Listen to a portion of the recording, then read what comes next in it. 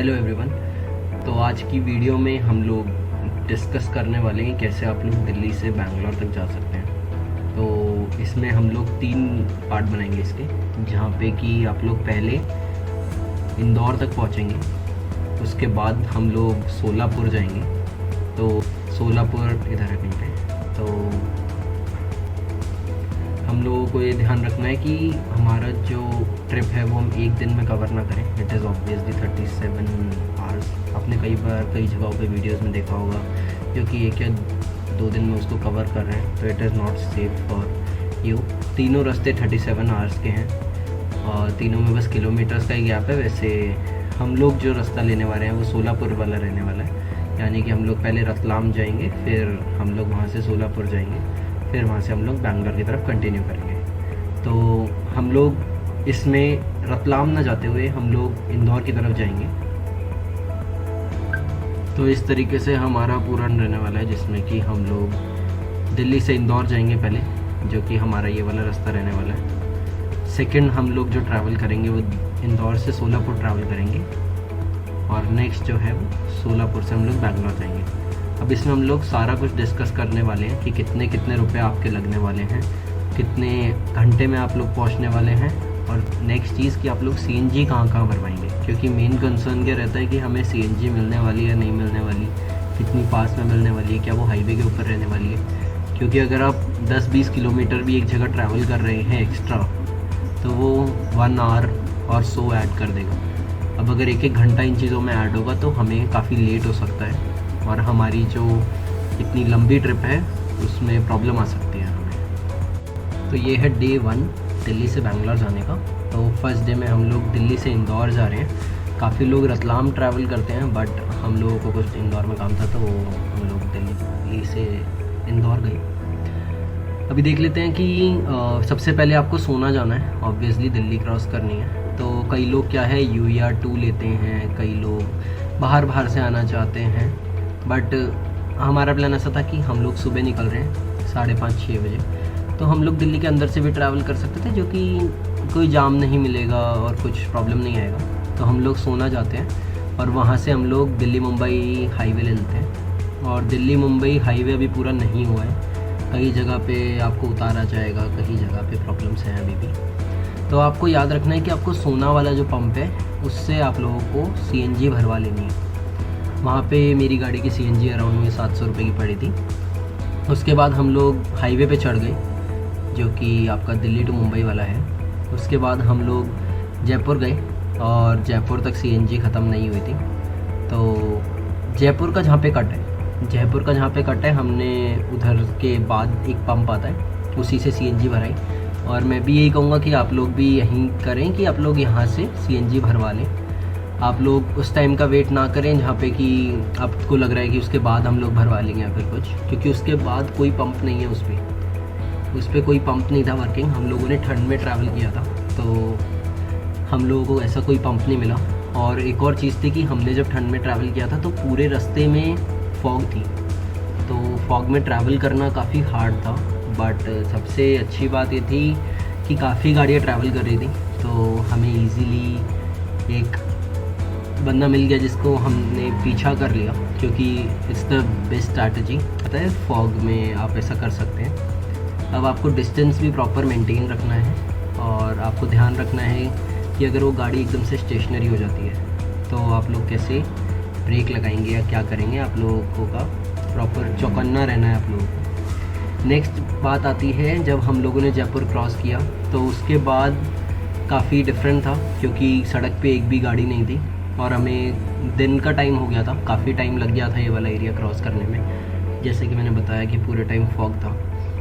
उसके बाद हमारा प्लान था कोटा का, बट यहाँ पे बीच में एक जगह पे हाईवे कंप्लीटेड नहीं था, तो हमारी गाड़ी को 3-4 बार नीचे उतारा गया हाईवे से, और उसके बाद वापस ऊपर चढ़ना था। तो लग नहीं रहा था कि कोटा पहुँचेंगे, तो हम लोग लाखेरी गए। अब वहीं पे एक जगह है इटावा, जहाँ पे कि हमने CNG भरवाई। और इटावा की CNG पंप की सबसे अच्छी बात यह है कि आप लोग उनको कॉल कर सकते हैं, और आप लोग कॉल करके पूछ सकते हैं कि CNG अवेलेबल है या नहीं। क्योंकि जब हम रुके थे तो इटावा हमारे से सिर्फ 20 किलोमीटर ही दूर था, और हमें वापस चढ़ना ही था। और कोटा तक गाड़ी नहीं पहुंचती, और कोटा वॉज ऑलमोस्ट 80 किलोमीटर्स, और फिर कोटा में वापस उतरना पड़ता और वो भी टाइम काफ़ी ज़्यादा लग जाता। तो इट वाज़ बेस्ट कि हम लोग उस पर इटावा पे जाएं, और इटावा पे हमने कॉल किया और पता किया सीएनजी है या नहीं। इटावा के बीच में एक बहुत सुंदर जगह भी है जो कि आप लोगों को देखने के लिए मिल जाएगी। बट आप लोग चलते रहेंगे, आप लोग कोशिश करेंगे कि आप लोग बहुत ज़्यादा कहीं भी रेस्ट ना लें, क्योंकि आपका सफ़र लंबा है और आपको कोशिश करनी है कि आप लोग सिंगल रास्ते पे रहें। आप लोग कोशिश करें कि आप लोग बार बार इधर उधर ना आ जाएं, क्योंकि आपको नेक्स्ट डे भी कार चलानी है। इसके बाद आया कोटा। हमने कोटा को डाइवर्ट कर दिया था, हम लोगों ने उधर नहीं भराई अपनी सीएनजी। उसके बाद हम लोग आगे गए, और आगे जाने के बाद हमें एक जगह से नीचे उतरना पड़ा, क्योंकि हमें इंदौर जाना था और हम लोग सीधा रतलाम नहीं जा रहे थे। अगर हम लोग रतलाम जाते तो हमारा डिस्टेंस कम पड़ता। और उसके बाद हमने नोट किया कि वहाँ पे सीएनजी की कमी नहीं है, सीएनजी हमें हर जगह ही मिल रही थी। तो हम लोग चलते रहे और हमने बिल्कुल सही डिसीज़न लिया था। उज्जैन और इंदौर के रास्ता ज़्यादातर रात हो गया था काफ़ी, और इंदौर हम लोग लेट पहुँचे थे थोड़ा, और उसके काफ़ी सारे रीज़न थे। सबसे पहला रीज़न, जैसा कि मैंने आपको बताया, फॉग था। और जो हमारा सेकंड रीज़न था वो ये था कि काफ़ी जगह पे हाईवे को बंद कर रखा था, तो हमें काफ़ी बार नीचे उतरना पड़ा, और हमें इटावा भी जाना पड़ा, तो उसमें भी हमारा 1 घंटा लग गया था जाने आने का। तो इन चीज़ों को हमें ध्यान में रख के चलना है। कई लोग क्या करते हैं, वो गुना वाला रास्ता लेने की कोशिश करते हैं, सोच के कि हम लोगों का शायद थोड़ा पैसा बच जाएगा या फिर हम लोग थोड़ा कम टोल दे देंगे। आई थिंक टोल का इतना डिफरेंस था भी नहीं, and it was quite good. अगर हम लोग गुना वाले रास्ते आते तो ऑब्वियसली टोल थोड़ा कम लगता, लेकिन उसमें हमारा टाइम बहुत ज़्यादा लग रहा था, और टाइम एक बहुत बड़ा डिफरेंस क्रिएट कर देता है जब आप लोगों को बहुत लंबी गाड़ी चलानी है। अगर आप लोग 12-13 घंटे सोच रहे हैं तो आपको ध्यान रखना है कि आपके साथ सही लोग हों।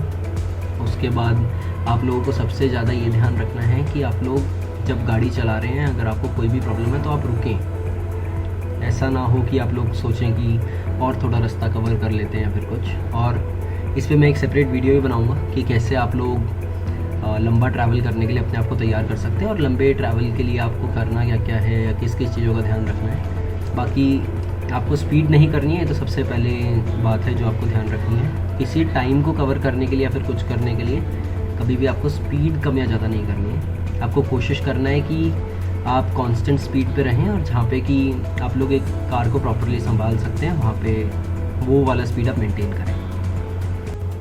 तो हम लोग अराउंड 12 बजे पहुँचते हैं इंदौर, क्लीनेस्ट सिटी। और इंदौर की बात तो है यार, उस टाइम पे बहुत एक्सटेंसिव काम चल रहा था इंदौर में, और सारे में ही मेट्रो का काम चल रहा था, तो काफ़ी जगहें सड़कें वगैरह बंद थी, बट उनके साइड में उन्होंने सर्विस लेन्स खोल रखी थी, and they were well maintained. And I will say कि कई जगह पे जहाँ पे मुझे लग रहा था कि काम ज़्यादा है और शायद इधर से गाड़ी हमें घुमानी पड़ेगी या फिर निकलेगी नहीं, तो वहाँ पे भी प्रॉपर मेंटेन था सारा कुछ, और हमें कहीं भी प्रॉब्लम नहीं आया। तो आई थिंक हम लोग नेक्स्ट डे के लिए सोने चले गए, और नेक्स्ट डे हम लोग जाएंगे सोलापुर। तो हम लोग एक रफ एस्टिमेट देख लेते हैं कि हमारा टोटल सीएनजी अब तक कितना लगा है। हम लोग दिल्ली से निकले, जहाँ से कि हमने 700 रुपीज़ की सीएनजी भराई। नेक्स्ट इज़ राजस्थान वाला कट, जहाँ पे कि राजस्थान जयपुर वाला कट, जहाँ पे कि हमने 600 रुपीज़ की सीएनजी भराई थी। नेक्स्ट इटावा का कट आता है, जहाँ पे कि हमने 770 रुपीज़ की सीएनजी भराई। नेक्स्ट हमने मध्य प्रदेश में ससनेर में 700 रुपीज़ की सीएनजी भराई, विच वॉज अराउंड 670, और इनका टोटल आता है 2740 रुपीज़। और फिर हम इंदौर पहुंच जाते हैं। रात काफ़ी हो गई थी, तो हमने यही सोचा इट्स बेटर कि हम लोग कल सीएनजी भराएं, और सीएनजी भराते हुए हम लोग निकल जाएं। अब हम लोग कल निकलेंगे सोलापुर।